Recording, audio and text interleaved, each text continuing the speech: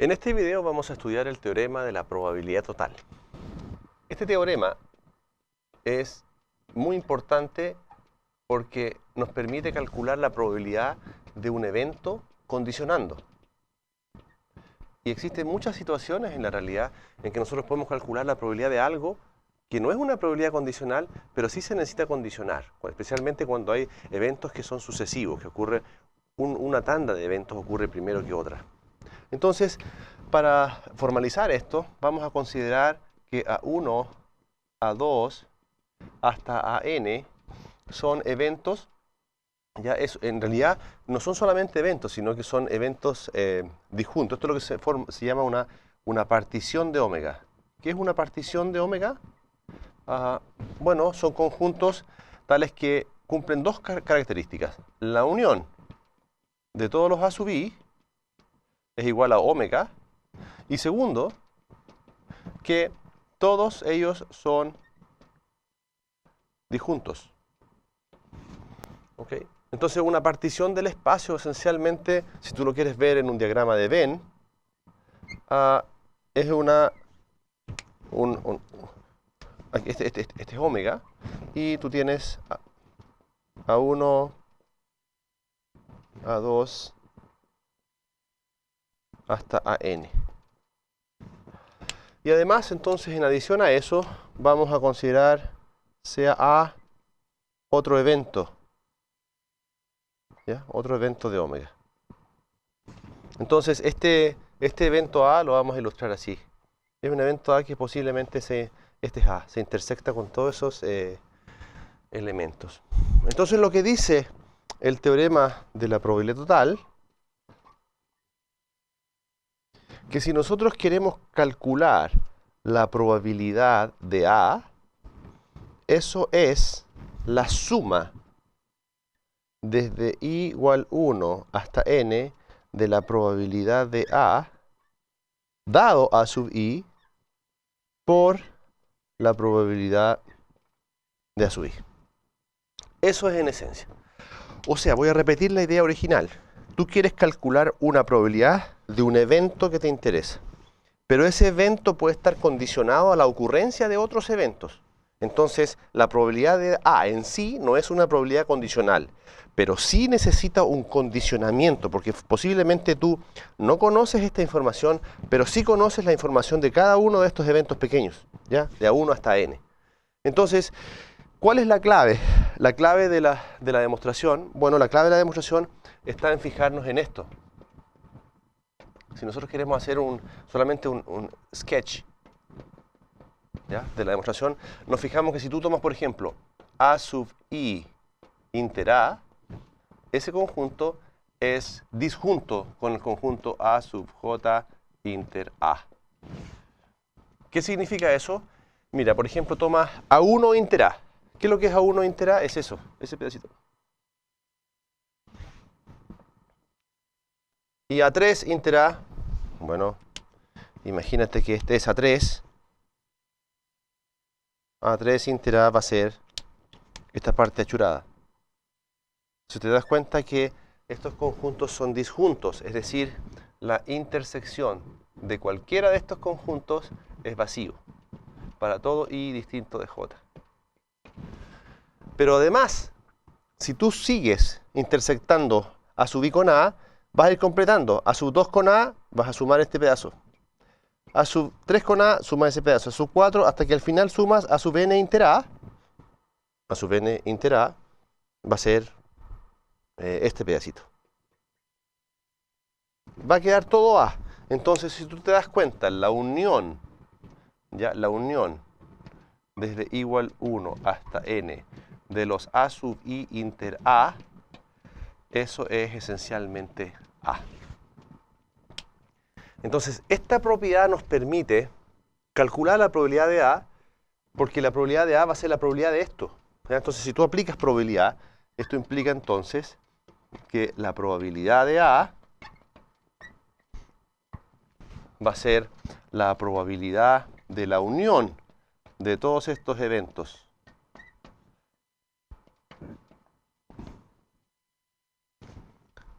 Y ahora sí, entonces, estamos en condiciones. Como todos estos eventos son disjuntos,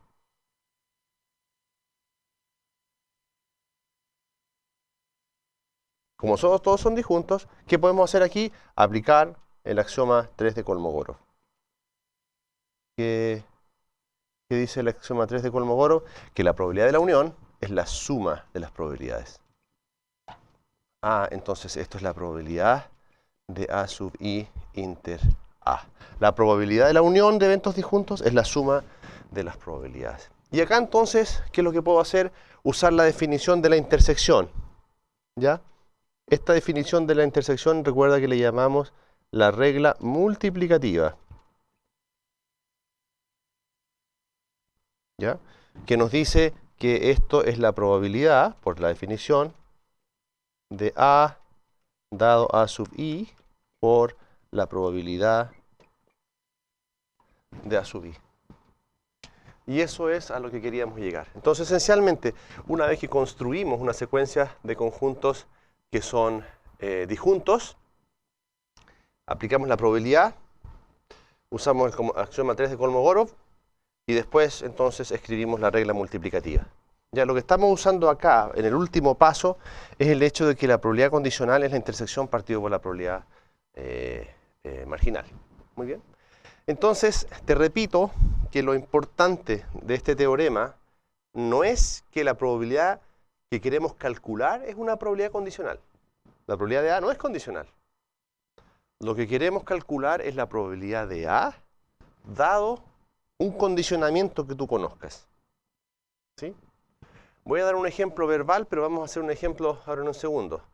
Tú te vas a tomar un test a dos hospitales distintos.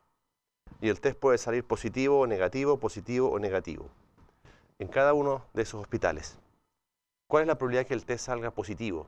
¿Es una probabilidad condicional? No. Calcula la probabilidad de que el test sea positivo. Pero ahora, la pregunta es, ¿que el hecho de que el test sea positivo depende de algo?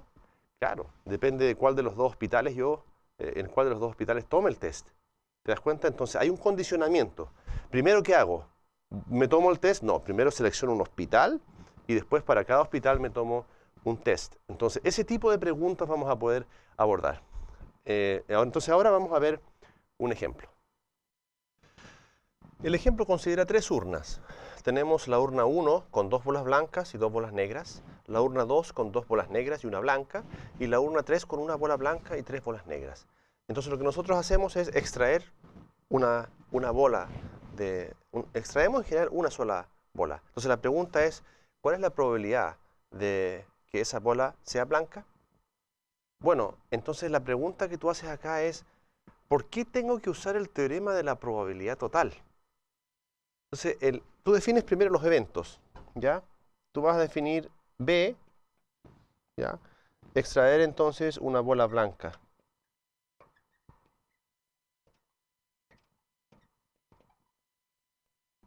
Y vas a definir el evento U sub I, extraer una bola de la urna iésima, ¿ya? De la urna iésima. O sea, de la urna 1 con I, 1, 2 o 3. Entonces, aquí tú te das cuenta que en realidad lo que nos están preguntando en el enunciado es esto. ¿Cuál es la probabilidad que la bola sea blanca? ¿Es una probabilidad condicional? No. Simplemente es la probabilidad a secas que la bola sea blanca, la bola extraída sea blanca. Pero la pregunta es, ¿de qué depende que la bola sea blanca? Depende si la bola fue extraída de la urna 1, de la urna 2 o la urna 3. Aquí solamente se dice que se extrae una bola, pero no se sabe de dónde. Entonces hay un condicionamiento. ¿Te das cuenta? Yo primero, la urna existe y luego extraigo una bola. Entonces, en el fondo, ¿puedes aplicar el teorema de la probabilidad total? Sí, porque esto tú lo puedes plantear como la suma desde I igual 1 hasta 3 de la probabilidad que la bola blanca sea extraída de la urna U sub I por la probabilidad de la urna U sub I. Esa es entonces, eso es lo que dice el teorema de la probabilidad total. la probabilidad de sacar una bola blanca depende de la urna sobre la cual fue extraída. Entonces, esta probabilidad si nosotros la sabemos, por ejemplo, esto va a tener tres términos. Imagínate el primer término, nos concentramos en la urna 1. Como no hay una proporción, digamos, de las urnas, cada urna tiene la misma... seleccionar una bola de la urna 1, 2 o 3 es equiprobable. Así que esta probabilidad es 1/3. ¿Y cuál es la probabilidad de extraer una bola blanca de la urna 1? Bueno, tenemos 2 bolas blancas y 2 bolas negras. Eso significa que va a ser 1/2. Más, si pasamos la urna 2, la probabilidad de seleccionar la urna es 1/3 también. ¿Cuál es la probabilidad de obtener una bola blanca de acá? Tenemos 2 bolas blancas y una negra, o sea, tenemos 2/3. Más, esta probabilidad sigue siendo 1/3 de extraer la bola de la urna 3. ¿Y cuál es la probabilidad de la urna 3 obtener una bola blanca? Entonces, eso es 1/3. 1/4. Porque tenemos una blanca y 3 negras. Entonces, esa es la probabilidad. Esta probabilidad resulta ser 17 partido por 36. ¿Ok? Entonces, existe un diagrama que a los estudiantes les gusta mucho, en que refleja cómo es la jerarquía de los eventos. Este diagrama tiene que ver, por ejemplo, primero con las urnas. Tú pones aquí la urna 1, la urna 2 y la urna 3. Y después, para cada urna, tú tienes